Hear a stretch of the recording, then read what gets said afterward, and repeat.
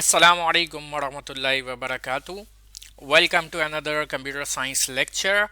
So today we are going to start discussing paper number 4, that is practical. In practical paper you are going to deal with concepts that you have already learned in chapter number 19 and chapter number 20. Not all of them will be tested in paper number 4, but some of them will be tested. So without further to do, let's get into it. Now the first thing you are going to need is installing the IDE. So how do you do that? I already have the IDE installed. Okay, I prefer Visual Studio Community or Visual Studio Express Edition, whatever you want to call it. And nowadays it's called Visual Studio Community. I have the version 2022 installed on my system. However, I'll guide you through the steps on how to install it. When you do so, the latest edition you are going to get will be around Visual Studio 2026. However, the looks and the feels are absolutely the same, so don't worry about it. First of all, what you are going to do, you are going to go and download Python. Some of you might have Visual Studio Code installed already on your system. You can keep working with that. I personally don't really like the VS Code ID that much. I mean, I don't like the way how it outputs the Python program. I feel like it's a bit difficult to screenshot that and put it into your evidence document along with every paper number 4. You'll get a one printed paper. You will only be writing your name on it. Other than that, on the desktop in a folder, you are going to get an evidence document, a Word file, MS Word file. I'll show you that in a while as well.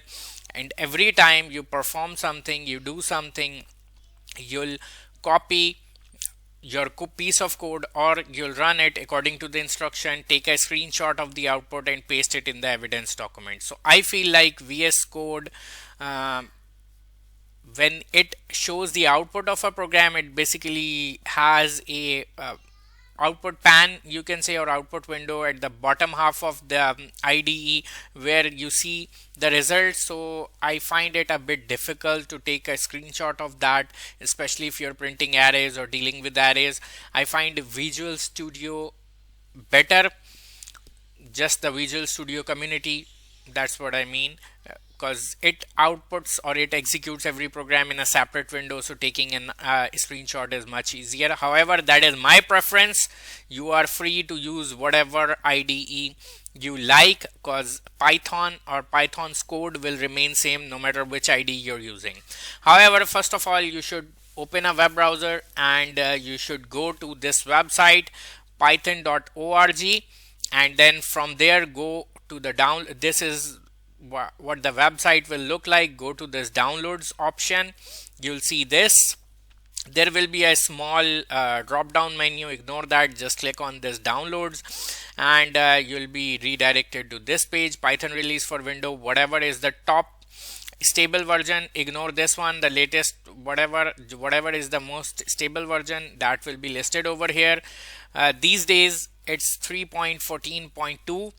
so whenever you're watching this video or whenever you would be downloading it, whatever is the latest version, just download that according to your machine. Either download a 64-bit version or 32-bit version.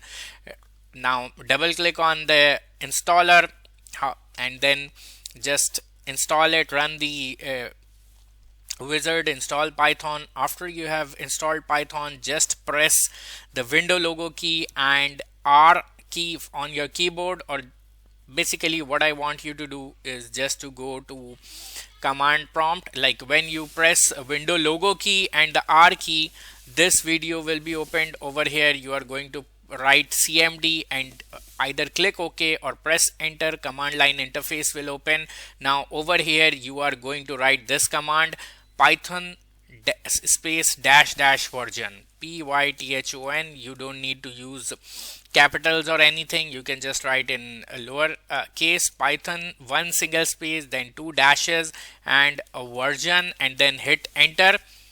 See, it says I have Python version 3.12.8. it's working so far, it's working fine for me. That's why I haven't upgraded. Whenever you will install it, you'll probably see something like 3.14 or 3.15 or something like that. Doesn't really matter. If I have 3.14 and I'll be showing you some codes running on it, that does not mean if you have a higher version, my codes will not be running at your end. So don't worry about it. This is just a confirmation that Python was successfully installed on your system. Next, you can go to the directory where Python was installed, and you can run the Python shell. You can write your Python code over here as well and run it from over here. But then again, I usually don't prefer it, so I'll be using Visual Studio Community instead. Now you are going to go and download and install Visual Studio Community. Again, like I said, this is optional but highly recommended. You can go for VS Studio, you can go for PyCharm, you can stay with the Python shell ID, doesn't really matter. This is IDLE shell, basically Python IDLE. So it's your choice. I have like some of my students prefer this, so I won't judge you, I won't say anything to you. It's your choice. It works fine. Now go to Visual Studio Express Edition, or you can simply search on your Google. Go to search bar on your browser, go to Google, search for Visual Studio Community.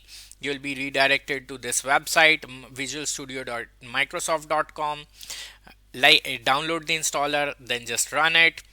And I already have it installed. See, when you run it, you are going to see this for a few seconds. Like I said, I have the 22 version installed. 26 is absolutely with the same color theme and whatnot, just that over here it's written 2026, so it doesn't really matter. And then once you run it, you are going to see this screen. As you can, this is what you are going to see. So either you can open a existing file, just click on it, or since this would most likely be the first time when you'll be doing this, so you'll need to go to create a new project. Okay, then from the list you'll choose this Python application, the first option. This will only appear if you already have installed Python before running the installer for your VS Community, and then click on next. It will ask you what name you want to give to your file. Okay, make sure this is ticked, or well, you can untick it as well, doesn't really matter for us, but I'll recommend it. And then just give it a name. For example, let's say we are doing question 1, May June 2025, paper 41 or something like that. It's totally your choice what you want to name it. Click on create, and it will take a few seconds, and it is going to create a project. As you can see, let me fit it over here. This is how the IDE will look like. Okay, so this has created a new file for us, and this is ready to be run. Over here I'll show you screenshots as well. This is exactly the same thing that I've just followed in Visual Studio. Okay, now it's time to run our first ever Python program. So print hello world. Once you have written some code and you're ready to execute it, you should click on this start button that will be right in front of you. Click on it, and like I said, in a separate window will pop up, and it will show you the result for that. Once you have seen the result, or you have taken a screenshot, you can just close it and go back to your main program. I hope I was clear enough till here and you were familiar with how it's done. Now the thing is, I could have shown you how to install Visual Studio as well, but first of all, you're an A-level student, so I'm pretty sure you should be able to install this software on your own.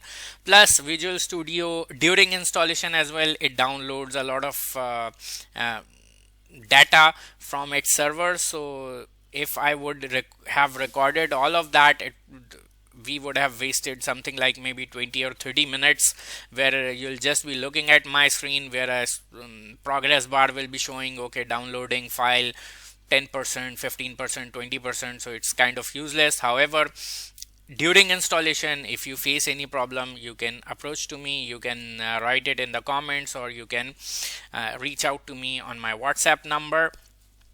Okay, I'll and I'll hopefully I'll be able to help you out better. Okay, my number you can find in the description section.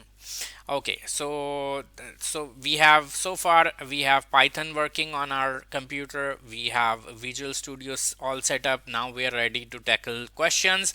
But before that, now before we actually start solving, you can say actual past papers. Eventually I will be uploading videos about how to solve an yearly past paper. Obviously you guys would be needing that very much. I'll be doing it with Python. Obviously, I'm sorry if you are planning to follow Java or Visual Basic. I can't really help you with that. Then I guess this video is not really for you. If you or your college is choosing one of these two as your preferred programming language, but if you're sticking with Python, welcome aboard. Alright, so now we are going to actually start our discussion about how to write our code. First of all, I'm going to discuss some basic things with you, and then eventually I'll show you the Python version of all the pseudocodes you have learned in chapter number 19 and 20. Basically everything that will come in handy when you're solving your P4 papers. Well, slightly something more actually, because I have to prepare you for the worst. So I will be kind of going a bit overboard at some places. I'll be showing you some extra functions and extra tricks as well, but all of that will be with a good intention. So hopefully that will benefit you in your exam. Now, first thing, as you know, the first thing we have is declaration and initialization. In Python, basically declaration statements do not exist. It's rather whenever you initialize a variable, Python dynamically creates it and assigns it a value. Plus there is no difference between a constant or variable as well. You don't need to write declare. There is no declare keyword in Python. Whenever you need a variable, just write its name, put equal to sign, and write a value. Whatever is that value will be stored in that variable. Python, you can say Python already support variables. There are no constants whatsoever. Plus, one very interesting thing about Python is that you can create or initialize, or whatever you want to call it, multiple variables in the same statement. Like first var comma second var equals to 20 comma 30 would create two separate variables, first var and second var, and then it will assign this first value 20 into the first variable and this 30 into the second variable. And it's not just with two, you can make 10 variables together, like third var, and let's say if I write 40, then again Python has no problem. It will just take this value and store over here. Don't believe me? Do you want me to show you how it actually works? So let's say first, second, third. I'm not going to write var 10, 20, 30. Okay. Now I'm going to print them separately. Okay. Value of first variable, comma, variable name first, and I'm just going to copy paste it.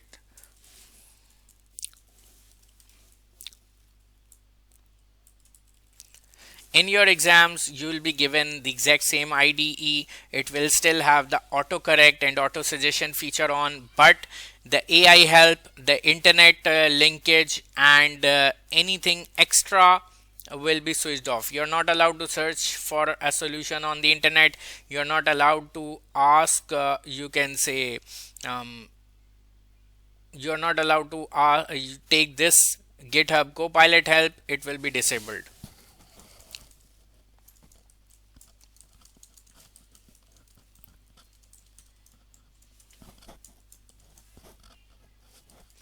as you can see, as I'm writing the code, it is automatically suggesting me like this is auto.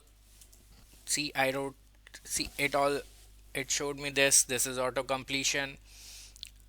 It's automatically matching brackets, and it's automatically matching the inverted commas and whatnot. So let's run it and see value of first variable 10, second 20, third 30. I created them or initialized them in just one single line, but Python did it. So there's your proof. Python is dynamically typed, so variable types are not needed. Whatever value you store in a variable, Python decides its data type in the background accordingly. If you want to check, like you have completed the solution of your entire question and now you're getting an error or it's not working as you wanted it to work, and you are not sure what variable or why a variable is causing this problem, you can just check the data type of a variable by a built-in function called type.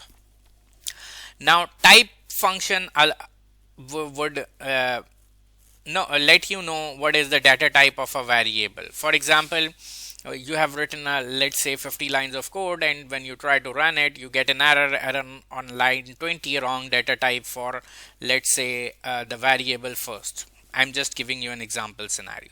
Now in that case, now over here first is supposed to be an integer according to this. Now let's say something went wrong, somehow I mistyped something, and let's say this was not stored as a integer, instead it was stored as a string or a char or something. So I can use the type function like this. I'll write type. In Python, literally everything is typed with a small lowercase. In the bracket, I'll write the name of the function, and then what I can say, I can enclose this entire thing inside a print statement. So Python will tell me what exactly is the data type of this variable first. So when I run it, let's see what it says. Now it is saying class string. That means my variable is of data type string. I need to change it back into integer, so that, for example, I'm trying to do something like fourth equals to first plus second. Okay, let's go with second. Now I don't need these 3 lines anymore.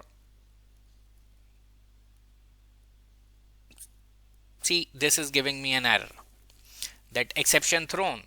You cannot add a string and a integer. So what I'll do, before doing this, I'm going to convert it into integer. How? I can do it in multiple ways. I can just use the int function for that. Int is one of the typecasting functions. I can do it like this, or I can simply over here, when I'm assigning the values or when I'm using the formula, I can convert it into int. Okay, and now I can print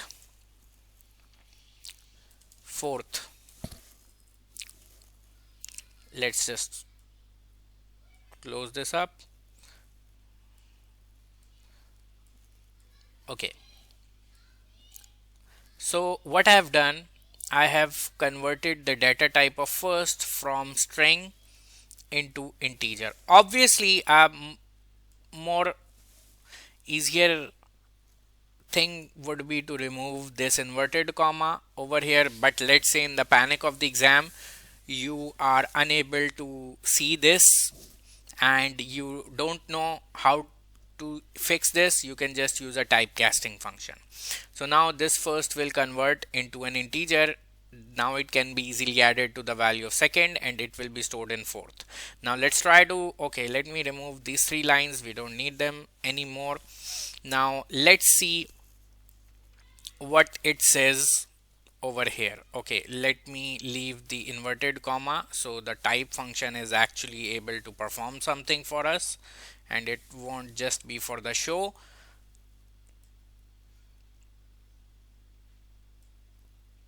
So you can either do it like this, or you can, now let's try to run it.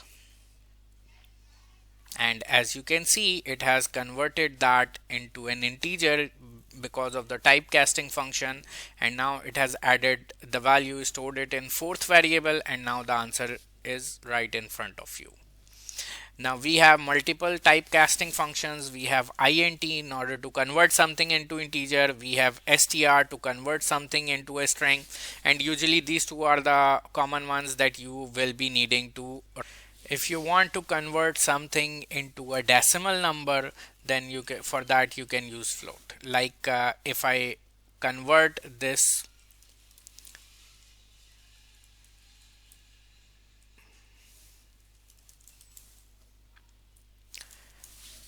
it will give me the result of fourth variable 30 normally, and then it will convert it into a decimal number and then show it.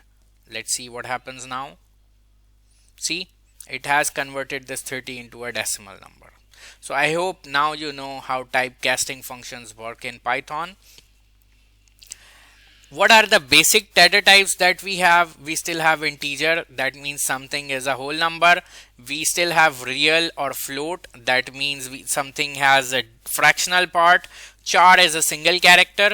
It can be written with a single colon or double single commas or inverted commas or double inverted commas. Strings can be a magnitude of characters. Again, you can write it with the single quotation marks or double quotation marks, doesn't really matter. Then boolean can either be true or false. Now boolean, when you are writing value of a boolean variable, make sure that the t or f for false will always be capital. That's probably the only thing or the only place in Python where you'll be using a capital character. Other than that, everywhere else it's literally all lowercase. Input and output statements, one of them we kind of already discussed, I guess. So if you want to output something, you just use the print statement. Now if you want to input something in Python, we have a function for that, that is known as the input function. And since it is a function, you will always need the name of a variable equal to, and then you'll run the input function, so it can take value from a user and put it in that designated variable. Plus you can use the input function to show your to show a prompt as well. So basically in Python, let's say normally in pseudocode we used to do something like, this is going to show a lot of errors. This is just an example, don't worry about it. Let's say declare name as string, and then we would write input.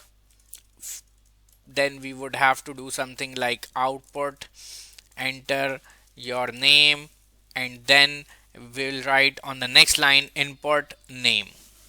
Now in Python, instead of these three lines, you can just remove them. You don't need them. You can just combine them into one line. How? Create a variable. There you go, equals to input, enter your name. And now whatever you do, it will do three things. First of all, it will create a variable by the name of name. It will show you this prompt on the screen, and whatever you type, that will be stored as a string data type in this variable.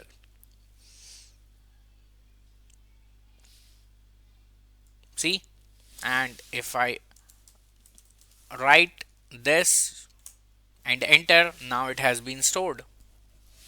I can print it to show you that it actually works. So Python is quite easy in this regard. See, it shows me, it confirms that whatever I typed has been successfully stored in the variable.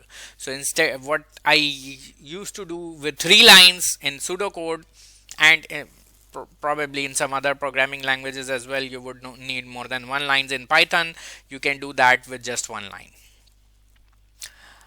Okay, you can also input multiple values together in multiple variables by using something that is known as the split function, a built-in function offered by Python. So for example, let's say name1 comma name2 comma name3, just like we assigned multiple values to your three different variables, first var, second var, third var. Similarly, you can take input in three different or four different variables using the split function.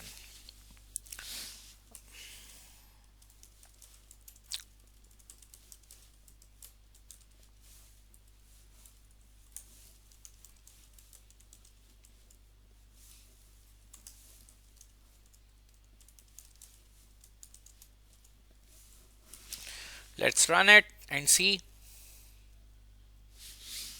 So I'm going to split my name into three things.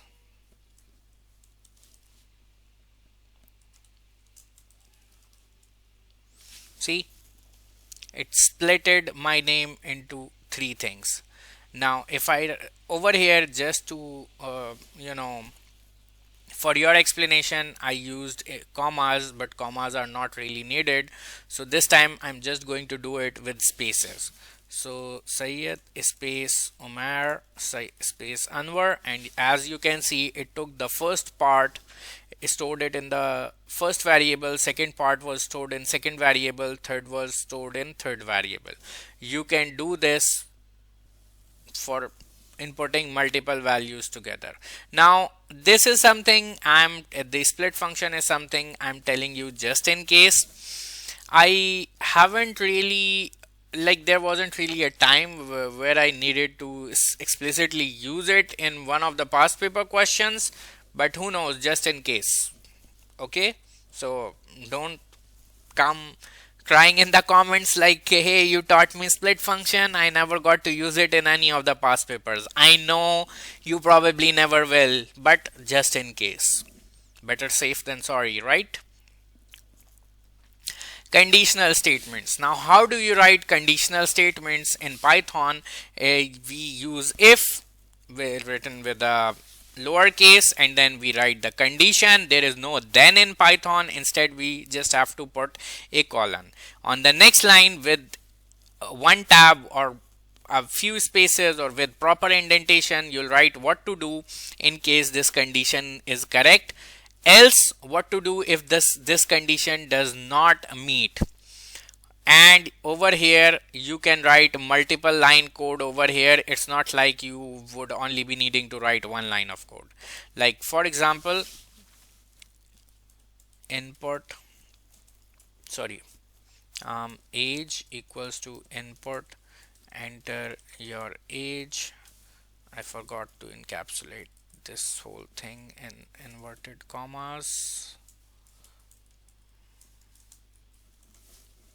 If age greater than 50.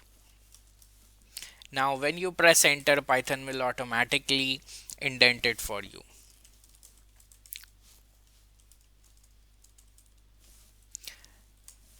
Now for else, you'll need to go back by pressing the backspace.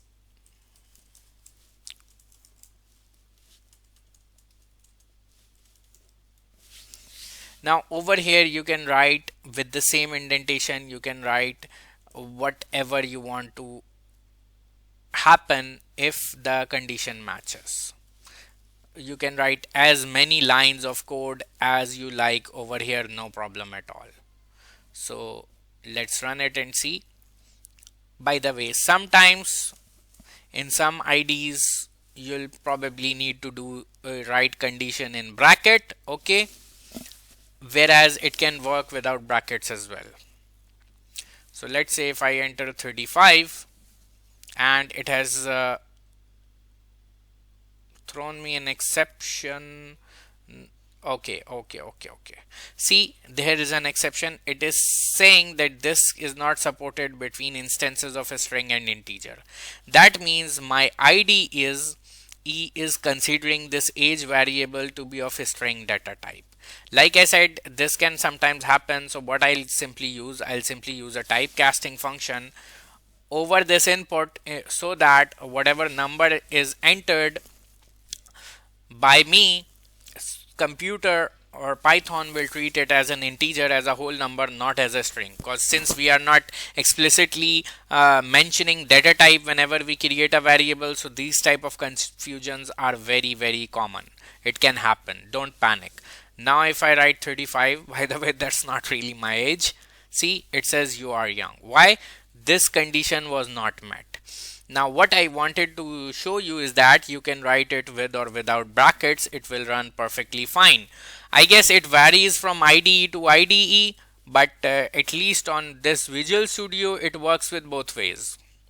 So I guess cross check this thing in your IDE, whether, because in most of the books, or at most in most of the Python courses, you're supposed to add brackets whenever you write a condition. However, I never really had a problem with that while coding on Visual Studio. If you want to write a case statement, or if you want to write multiple statements together, then we don't have a case statement in Python, we have a elif keyword. For example, I'll just copy paste this code, okay, as I've already written it. So I'll just copy paste it, and I'll paste it over here. Now what I'm going to do, I'm going to make a variable by the name of choice, and I'll write something like enter your choice. Okay, so now in Python, double equal to means comparison operator. We'll get to that on the next slide. So if choice equals to 1, print your choice is 1. Elif, this is the second, or this is, you can say, you can either call it as a nested if, your choice. You want to call it as a replacement of case statement, sure, nobody is going to take a verbal viva of you. Elif choice equals to 2, just remember that this is elif, not else if. Then 3, 4, 5, so let's run this and see. Now if I enter 3, it says your choice is 3. Our program is working fine. Now what if I do not use 1, 2, 3, 4 or 5? Then it should go to this else statement. This is an equivalent to otherwise, wrong menu option. So let's type 16. Wrong menu option selected. It's working perfectly fine. So I hope you are with me till now. Next we have iterations. Now in Python we only have two types of loops, a for loop and a while loop. Okay, we don't have a repeat loop, so most of the time we'll be relying on the for loop for doing things, whereas whenever we need a conditional loop, we'll be going with a while loop. Now for loop is quite simple, for count. Now instead of writing the normal statement in pseudocode, we are supposed to write for count 1 to 10 or something like that. In Python we use a built-in function, the range function, to supply the values of you can say the upper and lower bound. So let's just run it. So for count in range 0 to 10, now remember this. Okay, I'll not tell you this. Okay, I'll just initialize count with 0, and then I wrote count with a capital C. Now the funny thing in Python is you don't really need it to be count. You can just make it I, J, K, X, Y, Z, and examiner won't really care. But if you are used to of the pseudocode syntax, you would probably make it into a count like me. Anyways, let's run it and see if you are able to get something from the result. Officially, what it says is that count should start from 0 and go till 9. So you should have 10 numbers on the screen printed. Let's see. I hope you are able to catch something, an anomaly over here. As you can see, it started from 0, then 1, 2, 3, 4, 5, 6, 7, and it stopped at 8. In pseudocode, if we have written a for loop for count 0 to 9, then it should have stopped at 9. This is the anomaly I was talking about. Congratulations if you were able to spot it. Whatever you write over here, the for loop in Python would not run till this value. It will basically stop one less times than whatever is written over here. If you want to write 10 values, you should make it run from 0 till 10. If you make it run from 0 to 9, like basically what I'm trying to say, this last value is never counted or calculated for a complete iteration. As soon as you reach this value, the loop stops. So this is one way in which Python for loop is slightly different than pseudocode. Okay. Similarly, you can do the same thing with a while loop as well. In while loop, again, we have the same problem. Okay, let's try to print the value of count from 0 to 9. So while count is less than 9, then we don't have a do keyword. We just put a colon after comment with indentation. We are going to print the value of count, and we are going to do count equals to count plus 1. In Python, there is no end if, there is no end while, there is no you can say there is no end case, there is no next count. If you want to break out of a loop, go out of a loop, like let's say after this you want to write something else as well, you'll just move to the next line, press backspace, so you are back towards the starting indentation. Now whatever you write, for example, first of all, this loop will complete running. This line will not be considered a part of this loop. After the loop has successfully run, then this line will execute. But if you stay on the same indentation, then no matter how many spaces you give, it will still be considered the part of the same loop or the same class, whatever. So let's run this loop and see what happens with a while loop. See, it started from 0, ended at 9. Why? The condition was as long as the value of count was less than 10. Okay, let's do this. After we printed the 9, then we did count plus 1. Now the value of count is at 10. The condition is no longer satisfied, so the loop breaks. There you go. See, the loop ran from 0 till 9, and this 10 is actually the value of count that I printed outside the loop. Arithmetic, logical, and Boolean operators. Okay, so for addition we have the add symbol, subtraction is the same symbol, multiplication is static. For divide, you can use a single or double /.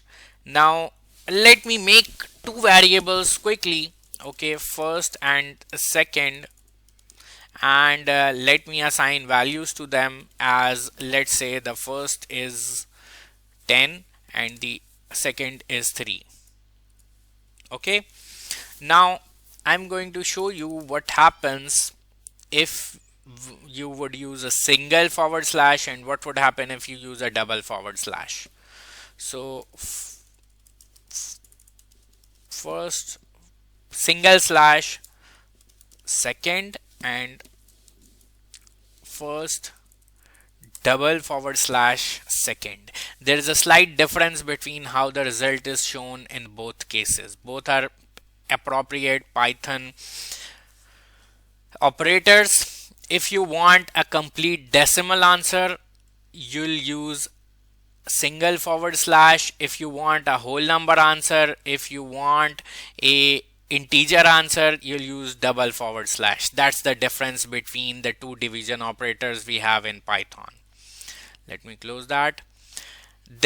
To raise a number, like if you're using exponent numbers, then you can simply double static 3 would be equal to 8, because 2 double static 3 is basically equivalent to this in this, and this will turn out to be 8. In Python, we don't have this cap symbol, so we use double *. We have for mod, like if you want to know the remainder of two things, we have this %sign. First, let me put it around a print function, and let's see what remainder we get. If you want to get a remainder, if you want a remainder, like you divide one number by the second and you want to get the remainder, you use the %sign in between those two. Similarly, Python has a built-in function that is known as divmod, and it will show you both things, the result of division as well as the remainder as well. This is known as a divmod function. Divmod xy gives both div and mod answers together in one run. So let's try it out. See, 3 is the answer of division or the quotient, 1 is the remainder. There you go. Round is a function that you can use in two ways. Round can be used to round a decimal number to either the nearest whole number or to either a given or desired set of decimal numbers. If you remember, the value of first divided by second was a number that was something like 3.33333 and something like that. So many decimals. Now let me show you what happens if I round it, if I use the round function around it. Okay, so let's do one thing. I'll just copy this.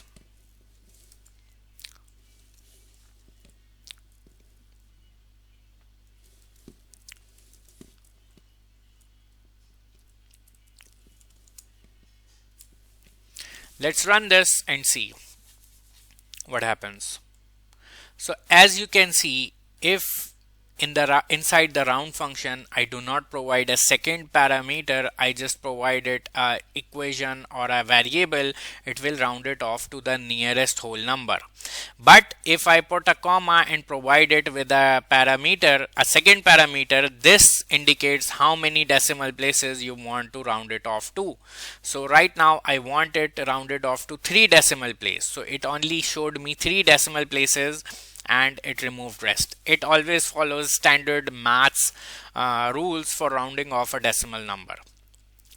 Last but not the least, we have the random function. Now whenever in Python you would start with a random function, then remember that first of all you should know what the random function is. Random function is supposed to generate a random value between 0 or 1 or between a range that you give to it. Now as soon as you in Python we don't have a single random function, we have a whole library by the name of random, and inside it we have many random generating functions that we can use. These are library routines. So I will use x equals to random dot random. This is the first random function. So what it will do, a random dot random generates a random number between 0 and 1 inclusive. It is all okay. Now what is happening is, if I want to use this random function, I need to first of all import the random library.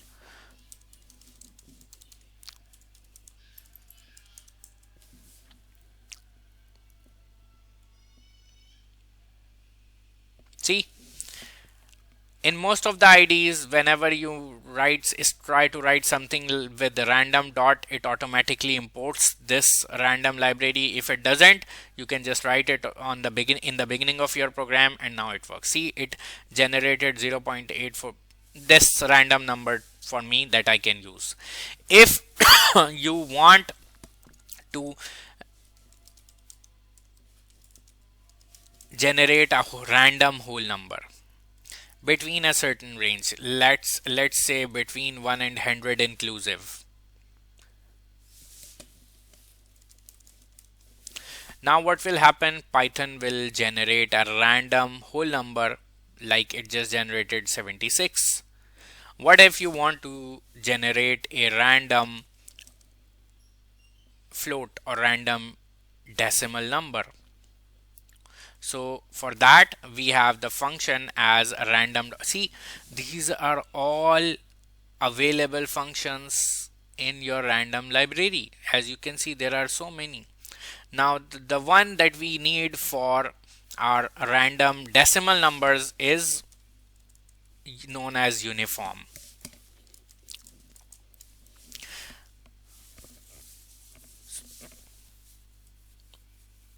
So the random function in random library routine would generate and always generate a random number between 0 and 1.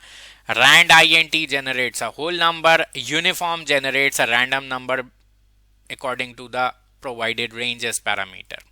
These are the only three functions you would ever need to know from the random file. There are or the random library. There are many others. If you know them, fine. If you don't, doesn't really matter. Okay, procedures and functions. If you want to define procedures or functions in Python, for both of them we have the same keyword def, or that's short for define. Then you'll write whatever you want your, for example, you want to name it as a function. You'll put parenthesis and you'll put colon and you'll write whatever code you want inside, whatever you want to happen inside the function. For example, print this is a function. Okay, and if you are using any parameters, you can supply them over here, like for example first, second, and so on. You can write them over here. And when you want to call a function, go back to the main program's indentation, just write the name of the function and that's it. It will run. Okay, this is a function. See, if I, this is the calling line. If I raise it and now I run my program, it will not show me anything because the function is there but it is not being called. One more thing, in if you're making a function, you'll always be using the def keyword, whether it is a function or procedure, but in most of the time when you are actually when you are making a function, you'll be using the return keyword. Okay, return can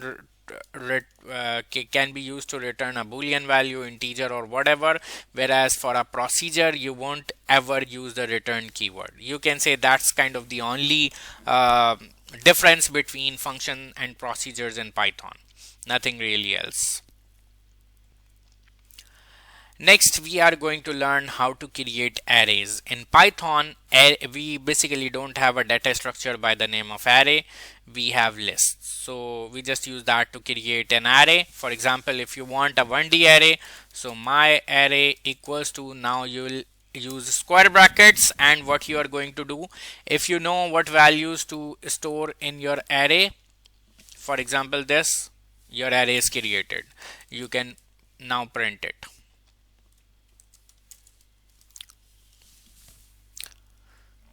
And it will show on screen like this. This is your array. If you want to create an array and initialize it, so what you'll do, 0 static, how many, let's say you want 5 elements in that array. So Python will create an array with 5 elements and initialize all of them with 0. Or you can use a for loop as well, 0 for I in range, start from 0 and go till 5, because so it will actually run from 0 till 4 and it will have 5 positions. There you go, 1 2 3 4 5 zeros shown. Okay, if you want to create a string array or initialize a string array, you'll just give it a blank space and now it will create a blank a string data type array with blank space, or you can write none as well. Okay, and it will show it like this. See, none none none none none 5 times, or blank spaces can also work. There you go. In any case, you are going to get your array, and most of the time when you create a blank array in Python, you'll need to initialize it by running a short for loop inside the square brackets. If you want to create a 2D array, then what you are going to do, 2D arrays in Python are like this. What you are going to do, you are going to 1 2 3, this is the first row, then 4 5 6, this is the second row, and when you run it, see, this 1 2 3 represents the first row, this 4 5 6 represents the second row of your array. So you can see this is a 2D array with 3 columns and 2 rows.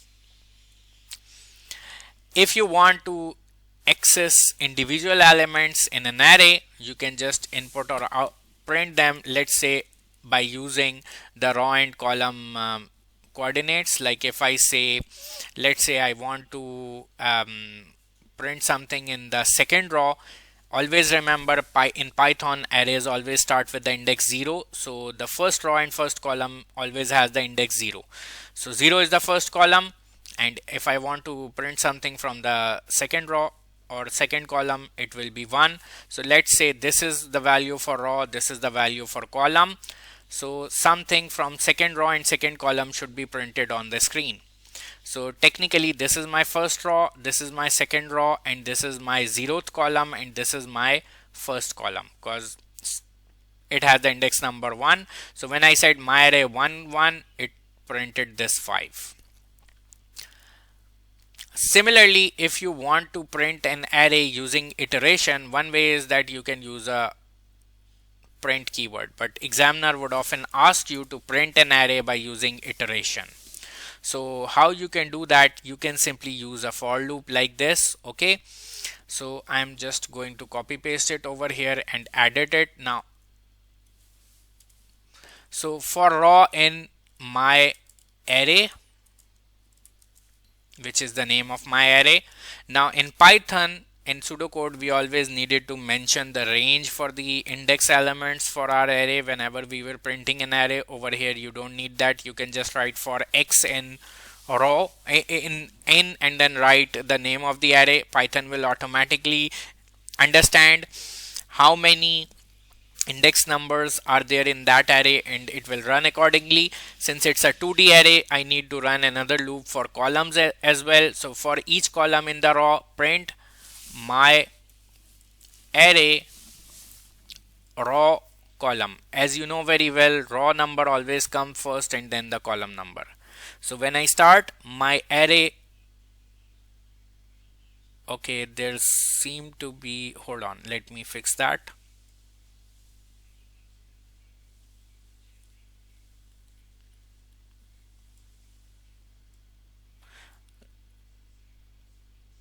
So what I need to do is I basically simply need to use this. I can simply, or what I can do is I can make a variable by the name of element and I can store my array row column into it, and then I can print element. That's one way to deal with it. Now let's see if our error is fixed or not, and it is still showing us an error. Okay, so what we can do is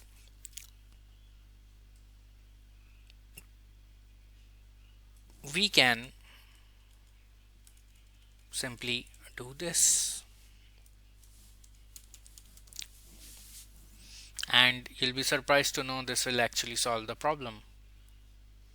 See, 1 2 3 4 5 6. Now why? Because over here every row is considered to be a list on its own. See, this whole thing is a list, and this cannot be supplied as a value of index.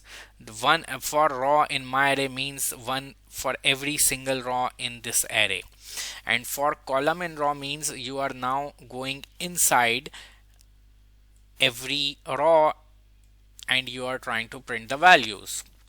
Now what you can do is, as you can see, when I run this code, the array does not look nice at all. So what I can do is I can add a little formatting to it, and this should fix the problem. Now it makes it properly formatted. Again, examiner will not ask you to use this. Okay, examiner is fine if your output looks like this. Okay, but if you want it neatly organized in a single line, then you can add this line and equals to space. This will add one single space after printing each value in your array. You can use the length function to return the value of an to return the number of elements in an array. Print len my array will tell you how many elements there are in this array.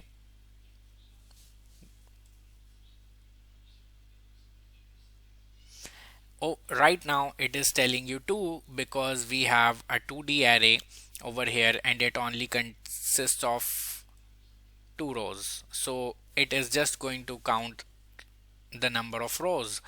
Over here it's better to make it into a 1D array, and then see, now you have 6 elements in the array. Okay, now let's say if you have this array and you want to add an element to it, so you can use a function that is known as append. What it does, that it will add a value at the end of the array. Let's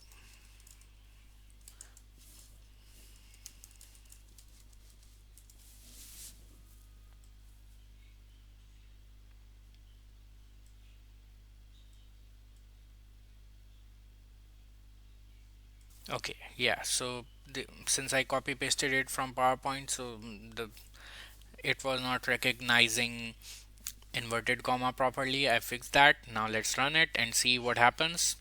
See, it was Volvo, Suzuki, Mitsubishi, and now at the last position Honda has been added because of the append function. So if you want to add a value at the end of an array, you can use append function as well. If you want to delete this a specific value at some certain index number, you can just use the pop function. Like for example, if I say pop cars dot pop, and let's say I say 3, so this should, and let me print the array again, or rather the first position. Now as you can see, the name at the first position or the first index number, this is at 0 index number, this is at 1, this is at 2, and then Honda was added at third index, okay, from starting from 0. So the name at the first index number, that was Suzuki, has been removed. If you want to delete an element that has a certain value, you can use the remove method. It will kind of work like search and delete. Cars dot remove, let's say I want to remove Mitsubishi, okay, and now I'm going to print the array again to show you how it will affect it. There you go, it searched for a Mitsubishi. As when it found it at the first position, basically it erased it, and now the array looks like this. Last but not the least, if you want to write comments, which you will be writing quite a lot, I would recommend you, before starting any part of a question, you'll have 3 questions in your P4 always, and in every question you'll have parts something like starting from A to F or A to G, and some of those parts will have part 1, part 2, part 3 as well. So this is how you write comments in Python with a hashtag. This is a comment, and I recommend to use comments before starting every new part of a question 1A1, and then do your working, and then something like question 1A2, and stuff like that. This is just my recommendation, not something required by the Cambridge examiner. I just feel like this will help you align your work quite neatly. If you don't want to do that, it's perfectly fine. Anyways, so I'll keep it till here. We still have a lot of course to go through, so inshallah I'll make another part of this lecture, and we will discuss those codes in that lecture. So stay tuned. Do let me know in the comments how you liked this video of mine. Share it with your friends. Take care. Allah Hafiz.